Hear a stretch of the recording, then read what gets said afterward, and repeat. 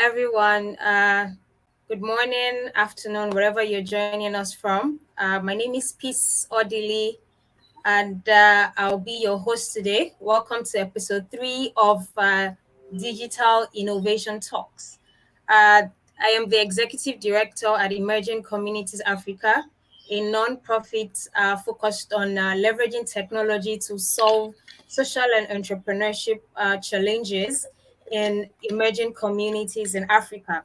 So, what is Digital Innovation Talks? For those who are wondering what this Vidcast series is, it is a theme of one of our African EU Vidcast series, simply a podcast that contains video content. So, the series includes 12 monthly episodes for uh, April 2022 to March 2023, and each episode will explore a different topic related to the EU African Digital Innovation Hubs and startup ecosystems. For those who are watching us for the first time and you're wondering what African EU is, it is a project that aspires to create the first Trans-Continental Networking Academy to support African and European digital innovation hubs in capacity building, knowledge sharing, networking, collaboration, joint projects, and venture development. The project has received funding from European Union's Horizon 2020 Research and Innovation Program and is implemented from February 2021 up until January 2024. It involves 11 partners, 4 from Africa and 7 from Europe. So let's start. The topic of today is the importance of advocacy and public sector in developing a digital economy. With me today, I would like to introduce our guest is Joseph Gaylord, project manager of dpixel from Italy. Welcome, Joseph. Please, can you tell us more about yourself? Yeah, thanks, Peace. So, as mentioned, I'm a project manager and analyst with dpixel. dpixel is an innovation agency based out of Northern Italy. We're part of the Banca Sella Group. We have a number of different features that roles that we play in the innovation ecosystem here. So we have a certified incubator. We support our partners through investment advisory and open innovation activities. We run incubators and accelerator programs on a number of verticals. We're actually just launching, we have a new run of our transversal incubator coming up in the fall, and we're organizing a couple of new ones on specific verticals. So this will be really exciting coming out. And then with dpixel, I have worked as a hub manager and a coach and an analyst, as I mentioned. And then beyond that, I've also worked with different organizations throughout social startups in different sectors. So I've worked with an NGO as a social enterprise accelerator based out of Berlin. I worked with the ITU in Geneva on analyzing innovation ecosystems and supporting social entrepreneurship. And I've worked directly with social enterprises and startups as well. So that kind of gives a nice multi-sectoral background. So I can hopefully give some interesting thoughts about the topic. Yes, thank you, Joseph. It's good to have you here today. So during the last few weeks, right, we got in touch with our community and followers, and we collected a few interesting questions for you. So, Joseph, let's see what the audience wants to know. Question 1 says, how can innovation and entrepreneurship change a community? Yeah. So I think the obvious thing is economic development, right? Like more businesses in a community that are thriving, that are innovating, that are changing the way that business is done in the community, the better off the economy is going to be. You're going to have more money going into the community and so on. Along with that, especially on the innovation as opposed to the entrepreneurship side, you start to see new solutions come up, right? And things that are specified to local needs. A great example, there's a startup that I've worked with here in Northern Italy where it's food delivery, but he works with artisanal manufacturers on a local level. Why? Because that's what people want here. They don't necessarily want big multinational brands on the same level. And then also, along with that economic development and along with that development of local solutions, there's also a really nice democratic benefit or civil society benefit where people have more of their resources in the community. They see that they have the ability to create solutions. And so there's less problems of civil unrest. There's less problems of any number of different issues. So there's this nice piece benefit for the development of local economies, which comes through often local entrepreneurship. Thank you for that answer. That's a good one. And then another question that was asked was, what do you think are the main things that create that synergy between innovation and entrepreneurship?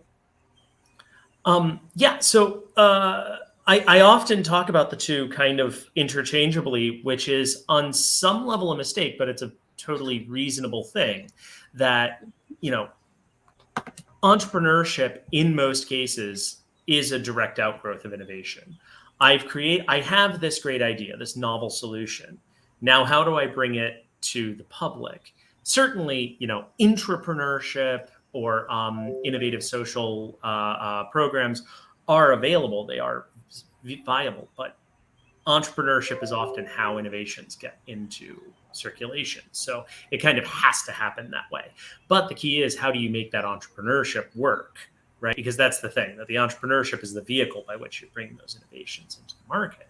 And so you need to get away from the E-myth, which is the idea that doing something and running a business that does it are the same set of skills. They're not. You need specialized training in specific areas that includes collaborative support from areas like the finance sector, from academia, from the public sector, from the private sector, in order to support entrepreneurs as they bring those innovations to the market. So it's not really creating the synergy, but it's making sure that that segue happens smoothly. And that can also come through not talking about private sector entrepreneurship, but intrapreneurship and that kind of thing. There's also things like innovation labs at NGOs or government offices with innovation services that you can help bring those innovation activities to the market. I completely agree with that answer, Joseph. Thank you. And then, given your background and your experience and expertise so far in the innovation ecosystem, another question says, how can small communities without a strong voice make their needs for digital innovation be heard? Yeah. So I think in order to, a lot of the time, what that means is building up a local ecosystem, right? You can kind of piggyback on another ecosystem, that's fine, but the best thing that you can do is build up the local ecosystem. And that's the same in a small community as is in a larger community.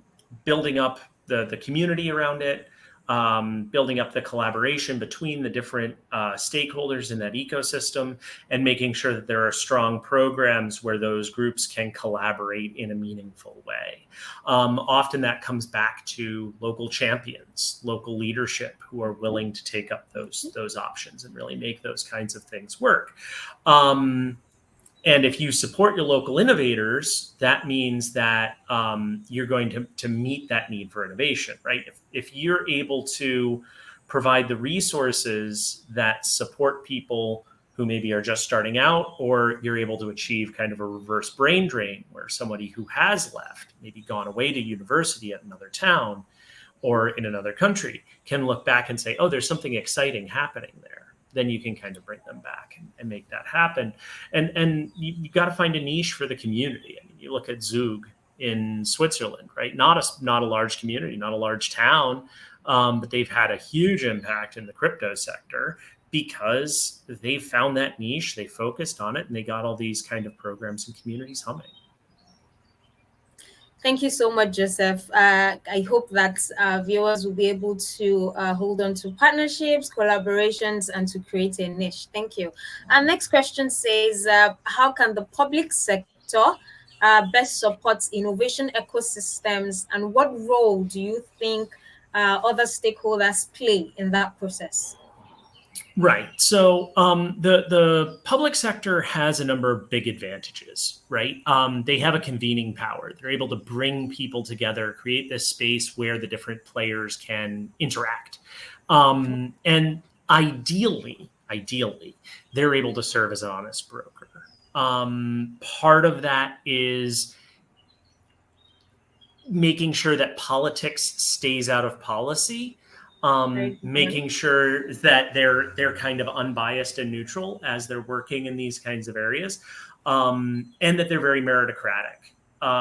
There's a real problem where people in the private sector don't suffer fools, right? They want things to work. They don't really care what the politics are. They want things that work. And if you're coming in from the public sector and saying, no, we can't do that because it will make the mayor look bad, then you're not useful to the to the rest of the Yeah, ecosystem, I frankly. agree with that. Um, Yes. sorry. So you got to pass that power to the technocrats. And then beyond that, this is kind of a typical answer, but most of the time these policy initiatives work best when they're kind of invisible, right? That the presence of the public sector shouldn't be so prominent. Mm-hmm.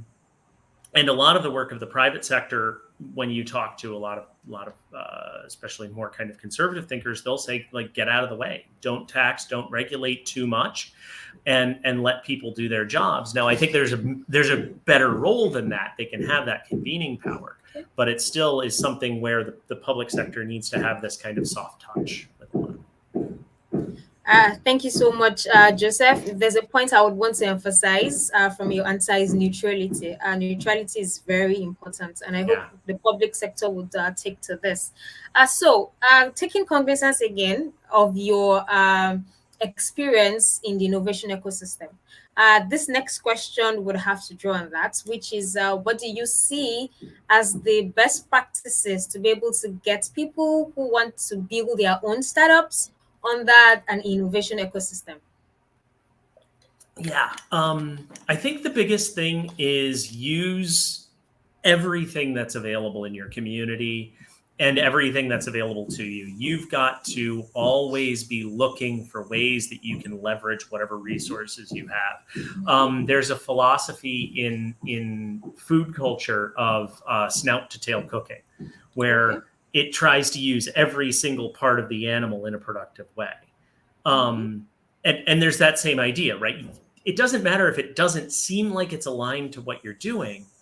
Find a way to leverage every resource that's available to you, because that's what you've got. And you don't have a lot of ability to control what the ecosystem around you looks like. You've got to work with what you've got. However, that being said, especially once entrepreneurs and innovators get more established, they can be really useful in creating the communities that they need to have around them. Now, that requires a little bit more pull. It requires a little bit more resources. But if you look, startup communities is a term that was basically invented by Brad Feld, who's an entrepreneur based out of Boulder, Colorado. He basically built that ecosystem.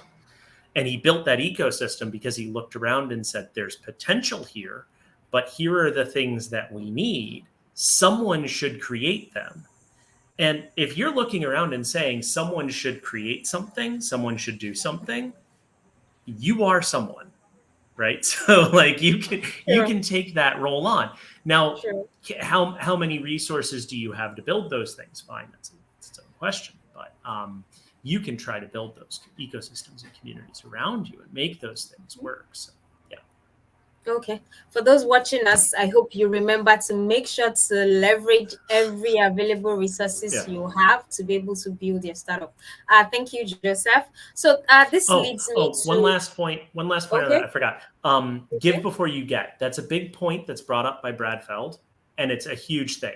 look not just to leverage those resources, but to participate and collaborate in the ecosystem, right? One of the points Okay. from Brad Feldman, I forgot this point, give before you get. Give So before look you for get. ways not just to take the resources, but actively participate with them and support them and build them. And that's something that's really hard if you're an entrepreneur, you're exhausted, you've been hustling all week, and the Mhm. last thing you want to do is show up and mentor someone for an hour. Like, I know, I can relate. but it's a huge way to build up a community around you, right? And bring those back in. So it's a huge element, and it's something you can't say enough. Fair point. So this will lead me to my final question. And I think it's more or less like going to be like a summary of all what we've been saying so far, which is how do you think the public sector can change to build that very Yeah, strong relationship with digital innovation hubs?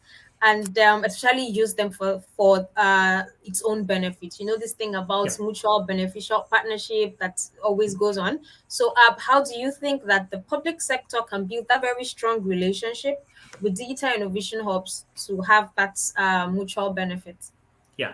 So a lot of that is going to be in terms of how the public sector can support the hubs. I said that before. It's the convening power. It's creating a good regulatory environment. It's having that kind of neutral support to best practices, right?